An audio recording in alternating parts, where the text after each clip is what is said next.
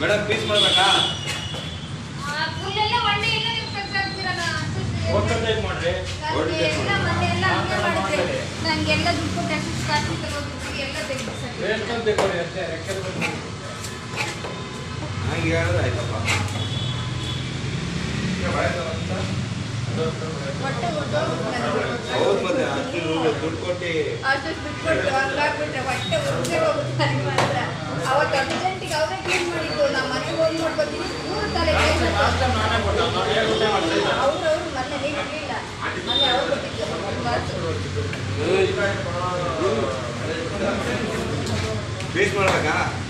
ಮಾಡಿ ಮಾಡಿ